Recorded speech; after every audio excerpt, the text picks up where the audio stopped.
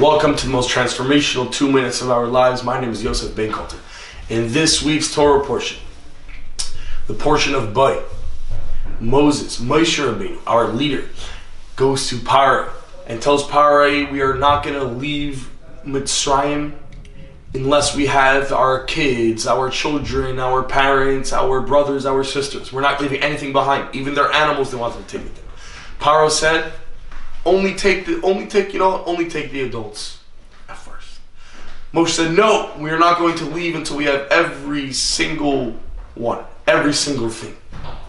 We learn from this a very special lesson. One is that you never leave anyone behind, ever. It means nothing for you to be all in your holiness if there's another Jew who's suffering, another Jew who's going through something. What does Torah mean when it says that the purpose of Torah is to love a fellow Jew, and that is the whole purpose of Torah? That means that it means nothing for you to be meditating on a rock when there's a Jew who's suffering with anxiety, depression, and so on and so forth. And we see a very special thing.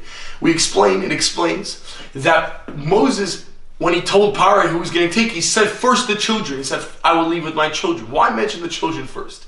Because it explains that Moshe was trying to tell Paro that it's so important to have the children, to teach our children to have a relationship with God. As we know, it's actually what led to the redemption. It was the teaching from the parents that taught their children to have this amazing relationship with God. And it's kind of, I think it's very important to connect the two, this and to Yud Shvat, which is coming up this Shabbos, this Saturday. And it's the 71st anniversary of the Lubavitcher Rebbe's leadership that started Yud Aleph Shvat 1951. Yud Shvat. And the Rebbe explains in Basar Lagani, in the first mimer, that he said that we have to take this spirit of folly that comes among us when it tells us to do something bad, and use that to do something good. Use that irrational feeling to do something bad, and use that same irrational thoughts, irrational feeling to do something good. What does that mean? And I think it's very connected to the children, because children have that energy, the irrational excitement for life. Through children, through that irrational holiness, to go above nature, to go above what the world sort of says, these are your capabilities, this is your potential.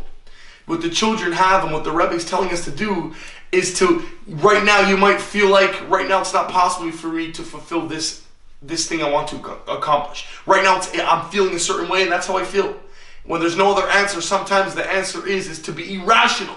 We have to go beyond our, so to say, limits of capabilities. And that's what it means to be irrational for holiness, for Kedusha, Shtus Kedusha. To do things that our own evil inclination tells us, yeah, you know, you're not, that's not who you are. To go, no, beyond that. I have a friend who wanted to buy my school, he wanted to buy the building for the school. And that's something that's irrational. I don't know how possible that is. Millions of dollars, one boy. And you know what? I think he can do it.